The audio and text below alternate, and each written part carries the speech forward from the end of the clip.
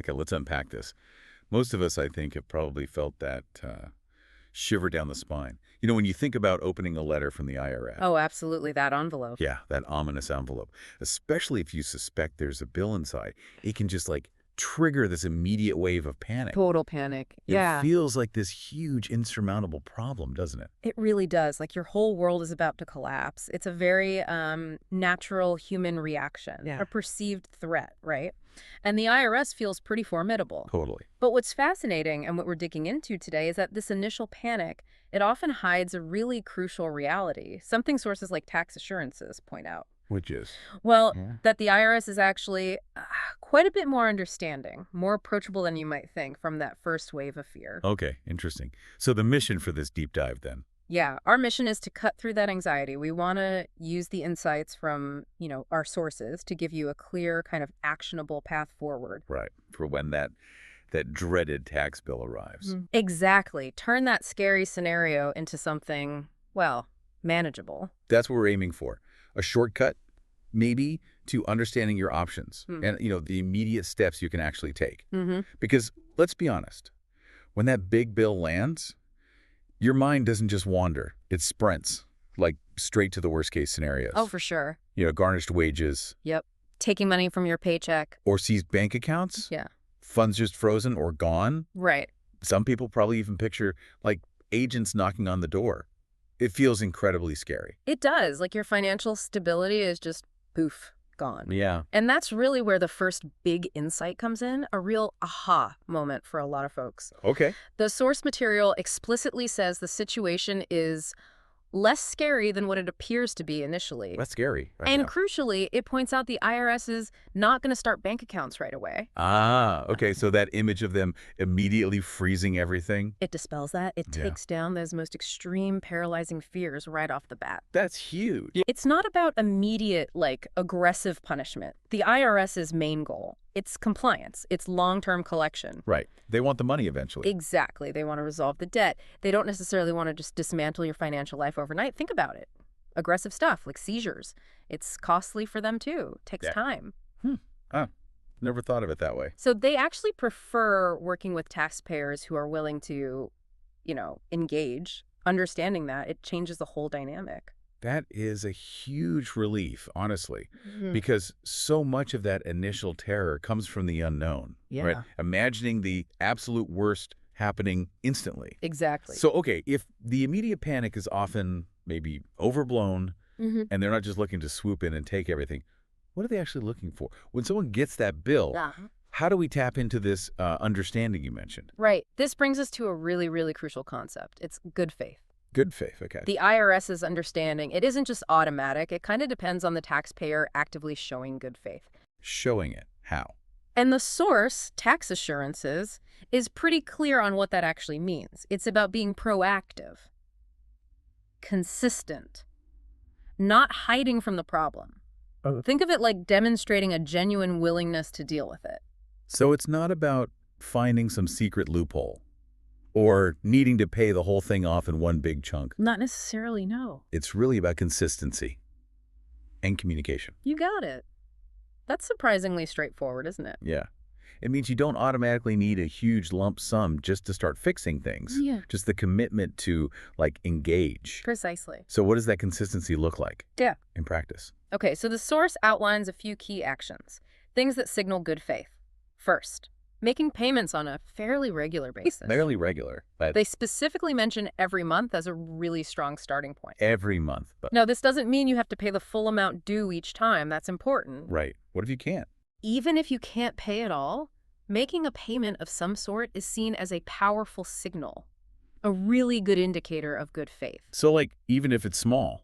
Yeah, imagine someone, let's call him Mark, owes a lot, but he starts sending in, say, $50 or $100 every single month. Okay. That consistent, even if it's small, effort.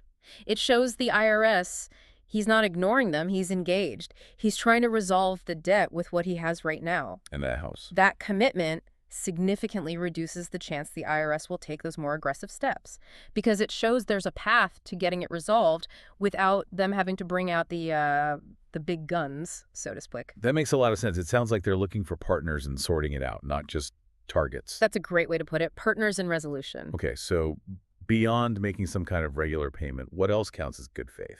The third key element is staying in contact with the IRS. Communication again? Exactly. It reinforces that idea. Communication is paramount. And this isn't just, picking up the phone once. Right. It's about responding if they send you notices, maybe initiating contact if you need more time, or just acknowledging the debt even if you can't pay it all right now. So don't ghost the IRS. Definitely don't ghost the IRS. By proactively reaching out, making those regular payments, even the small ones, and just consistently keeping that line of communication open, you're actively showing your commitment. You're demonstrating you want to resolve the debt. And the source says this helps. Yeah, TaxAssurances highlights that by consistently showing this good faith, the debt can be resolved. It frames it as like a collaborative process. Collaborative with the IRS. Yeah. It's not automatically an adversarial battle. It's more like a negotiation that starts with your willingness to engage and cooperate. And think about it from their side. A cooperative taxpayer is always preferred over one they have to constantly chase down. It's just more efficient for them. That's a huge shift in perspective. Totally different from the usual IRS is out to get me feeling. It really is. It sounds like the moment you show that good faith, you kind of move yourself into a different category in their eyes. That's a fair assessment. You're signaling cooperation. Okay, so this brings us to the path to actually resolving it. What does that look like once you've got this pattern of good faith going? Right. And you mentioned something intriguing earlier, that showing good faith, staying in contact, you might even be able to minimize the debt. What's the deal with that? Okay, yeah. This is where the conversation moves beyond just, managing the fear to actively maybe shaping your outcome. Okay. Once you've established that good faith, consistent payments, communication, the IRS actually has various programs, pathways designed to resolve the debt. Like what? Well, the most common one is often an installment agreement. Right, payment plans. Exactly. It lets you make monthly payments over a set period, sometimes up to 72 months. They'll work with you to figure out an affordable payment. Okay, that makes sense. In other situations, maybe if you can show really severe financial hardship, you might qualify for something called temporary uncollectible status. Uncollectible? Yeah, temporarily. It means the IRS basically agrees you currently can't pay, so they'll pause collection efforts for a while. Wow, okay. Though, importantly, the debt itself, plus interest and penalties, will still keep adding up during that time. Okay, so it's a pause, not forgiveness. Right. It's breathing room, essentially. So they're not totally rigid. They have options based on your actual situation. Correct. They do have flexibility within their procedures. Okay, but what about that minimization possibility? That sounded really interesting.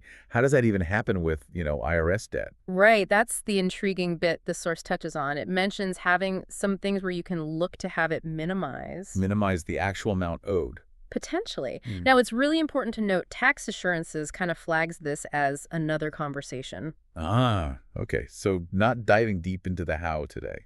Exactly. Our deep dive today won't get into all the granular specifics of how that works in every case. It's complex stuff. Gotcha. But the very fact that it's even raised as a possibility, that's pretty significant, I think. Yeah, definitely. It underlines the idea that the IRS isn't necessarily completely inflexible on the final amount owed if you're actively working with them, if you can clearly demonstrate a genuine inability to pay the full amount. So it's not like a free pass or anything. Oh, absolutely not.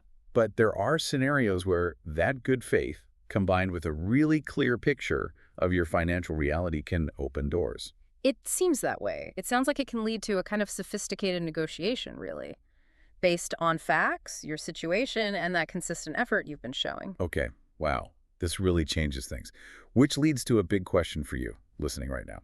If you're out there feeling totally overwhelmed by a tax goal, what's the single most important thing, the immediate takeaway you should get from this deep dive? I'd say the most critical thing is to replace that panic with proactive engagement. Proactive engagement. Yeah. The moment you get that bill, your mind might just spiral, right? Yep. But the immediate action isn't to hide or assume the absolute worst. It's, take that breath. Acknowledge it. And then immediately start thinking about demonstrating good faith. Yeah. That means making even a small payment if you possibly can, and initiating contact, or at least responding if they've reached out. Just start the ball rolling. Exactly. By understanding that the IRS prioritizes compliance long-term collection and that they respond positively to good faith, you shift things. You move from feeling powerless to having some control, Leveraging their own system, kind to of leveraging your operational principles, yeah. to your benefit. For me, the biggest thing is that shift from paralysis to action. Mm-hmm. That initial panic, it can absolutely paralyze you. Yeah. Makes you want to just, stuff the letter in a drawer and pretend it doesn't exist. Very common reaction. But what we've learned today is that ignoring it, that's pretty much the worst thing you can do. Yep. The IRS isn't some, faceless monster from a horror movie. They're an entity, a big one, sure, but one that responds positively to good faith, Yeah. to consistency, to a willingness to just engage. Right. So, if that big bill lands in your mailbox, remember this. Take a breath. Don't panic. Get proactive. Yes. Show that good faith, even with a small monthly payment. Stay in touch. It can genuinely make all the difference. It transforms this overwhelming burden into, a manageable financial challenge. If we sort of zoom out, connect this to the bigger picture, understanding how to navigate tough financial situations like tax debt, it isn't just about the dollars and cents, is it? It feels bigger than that. It's about empowering yourself, giving yourself knowledge, taking proactive steps. It's about transforming what seems like an overwhelming problem into something you can actually manage. How? By understanding the underlying principles of engagement. Yeah. By recognizing that financial institutions, even ones as daunting as the IRS, often operate on principles of efficiency and compliance. And those principles, you can sometimes leverage them. Taking control, basically. It's about taking control, yeah, rather than letting fear control you.